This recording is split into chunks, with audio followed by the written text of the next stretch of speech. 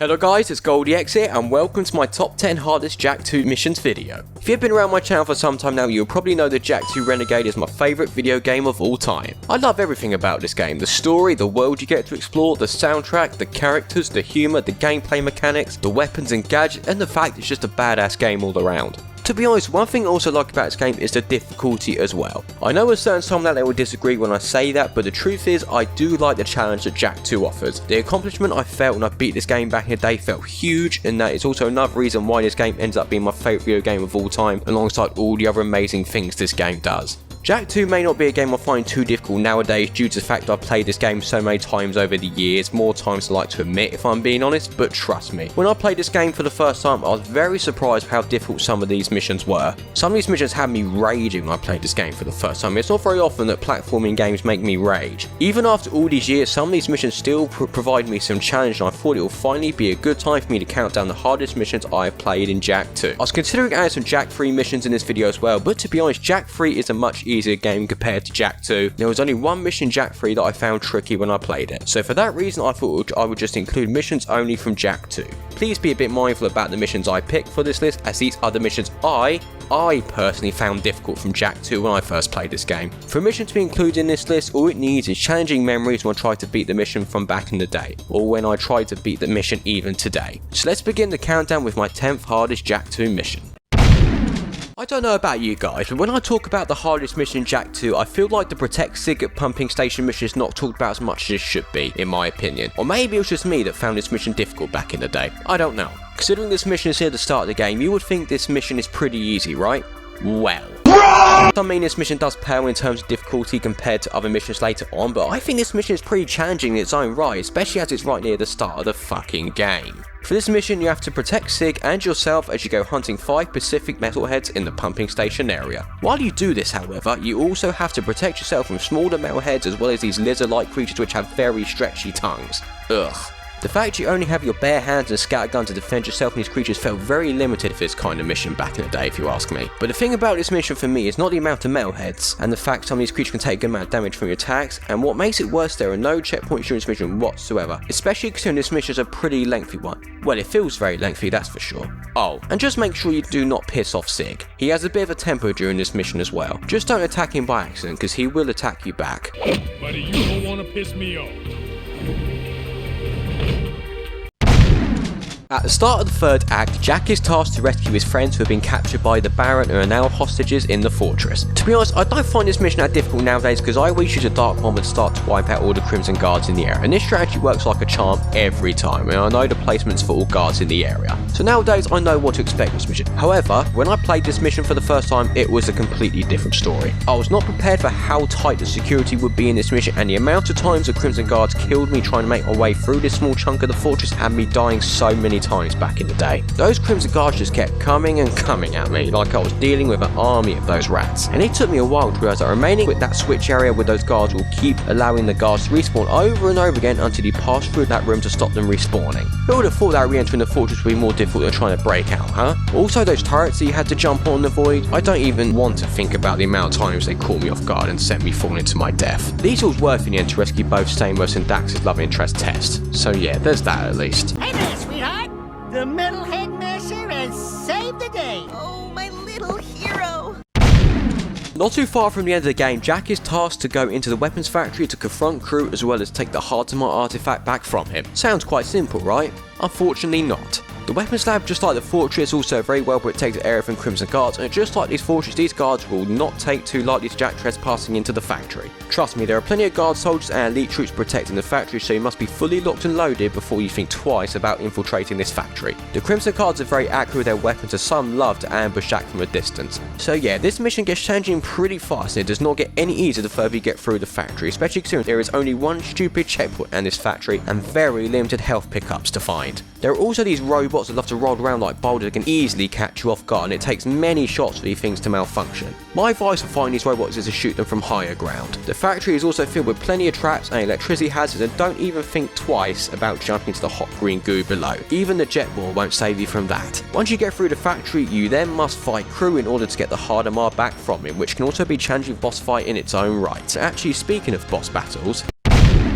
The boss battles in Jak II are very well designed and provide plenty of thought, strategy and challenge to beat. However, for this game in my opinion they decided to save the most difficult boss fight for the end of the game against the Metalhead leader. What made this boss fight so frustrating for me when I first played this game is that the Metalhead leader is so fast and unpredictable with his attacks. Trust me, you need to be fast to stop this guy from hitting you with his attacks. The Metalhead leader is also very powerful and can withstand a lot of your attacks, so you'll be dodging his attacks for a while. If that's not hard enough, the Metalhead leader also has plenty of Metalhead allies helping him as he tries to defeat you. For the final part of this boss fight, the Metalhead leader even decides to chase after you and sometimes even being a second away from him to get some shots in can be difficult to accomplish because he is so fast. This mission could be lower down this list, and the reason it is not lower on the list because this boss fight is my favourite in the Jak and Daxter series as well as one of my favourite boss fights in gaming history. I'll never forget the moment I defeated this boss for the first time because it felt like such a huge accomplishment, and afterwards you can finally pat yourself on the back for beating one of the hardest platforming games ever made. That feeling never gets old for me the more I think about it.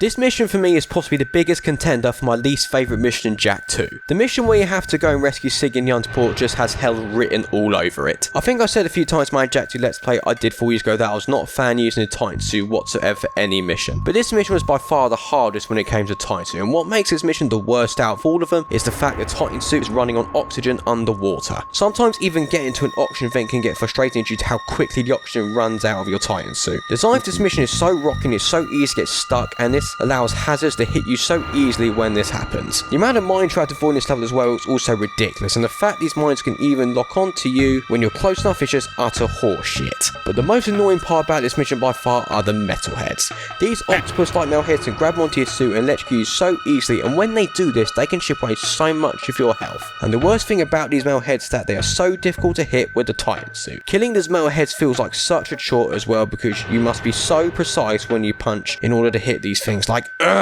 This mission is possibly one of the hardest, not the hardest underwater mission I've played in a video game, and with the points I've just mentioned, I think it's not hard to see why that is.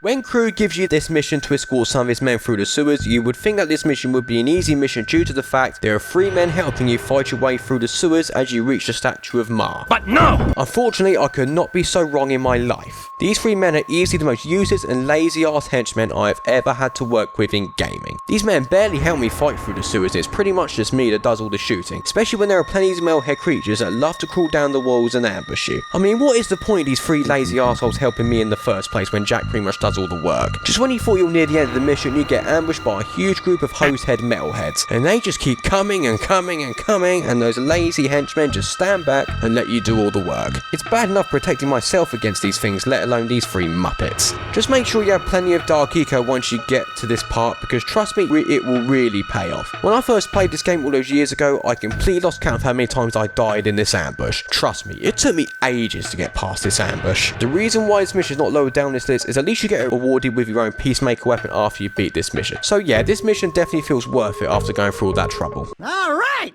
our own peacemaker. Now we're rocking.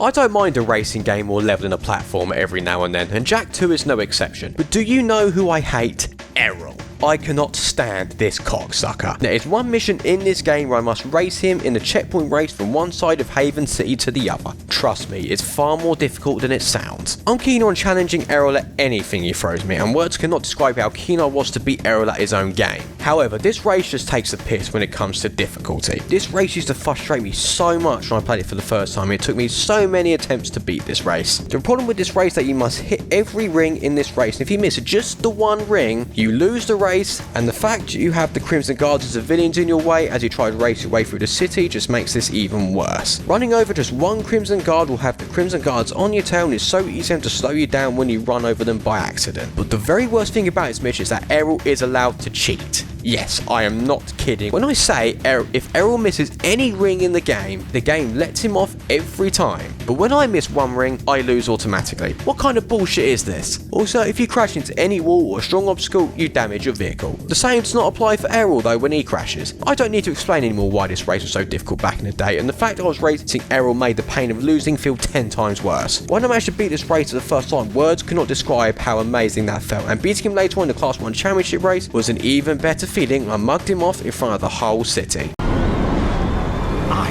win, Jak.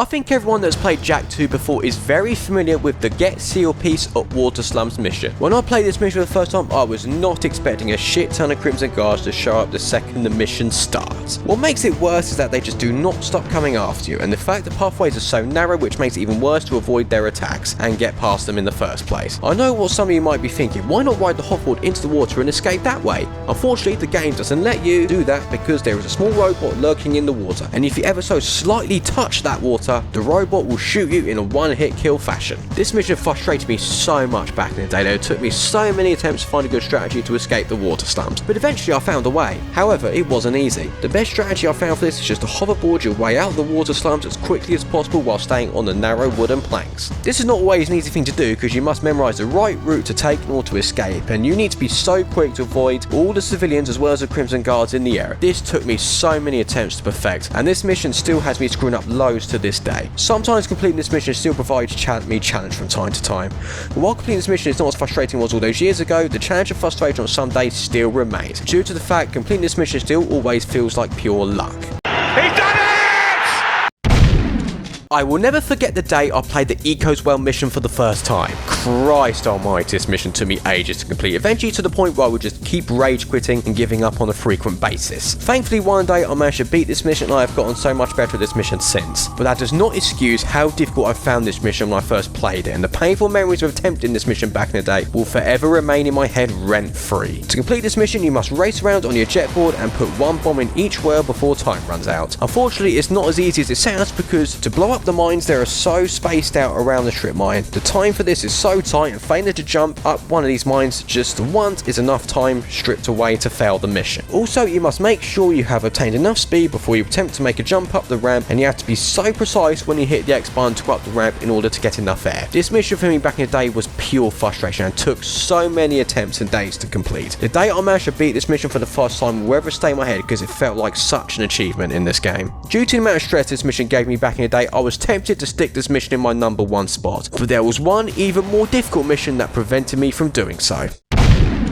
At number 1 we have the mission that I not only found very difficult back in the day, but the mission that I still find tricky even to this day, and that mission is a destroy eco ship at drill platform mission. Oh boy, where do I start? Well, to start off I will say this mission is a fucking nightmare. For this mission you control turrets in 3 different sections of the drill platform. For the first part you are swarmed by the amount of Crimson Guards that are thrown at you, and it does not take long for the guards to overwhelm you. But that's not it. For the second part you go up against an eco-tanker ship that has lots of firepower and armories and certain vulnerable spots in order to destroy it. For the third and final part, the ship returns for another round, this time bringing some Crimson Guard friends with it. Due to how easy it is for you to get overwhelmed by firepower, it does not take long for your health to go down, and to this day, this mission still remains the only mission in the game that I never managed to beat on hero mode. If you thought this mission was tough enough on normal, then try this mission on hero mode, because this mission in my eyes just feels unbeatable on hero mode. Even playing this mission on normal difficulty is hard enough for me, and this mission still gives me nightmares all these years on. The points I just mentioned are enough to show why in my eyes this mission is easily the hardest mission in the game, and it certainly does not look like I will be getting better at this mission anytime soon. I will need a miracle to beat this mission on hero mode in the future. So there you have it, my top 10 hardest missions in Jak II Renegade. Do you agree or disagree with my picks, and what missions did you find difficult when you played this game? Feel free to let me know in the comments below, because I would love to hear what missions you found difficult when you played this game. Okay guys, I'm going to end this video here. Thank you guys so much for watching. If you enjoyed the video, please be sure to leave a like on the video and subscribe if you want to keep up to date with all the gaming content I upload to my channel, and hope to see you all in another video. Thank you all so much for watching. This is goldiex and I'm out.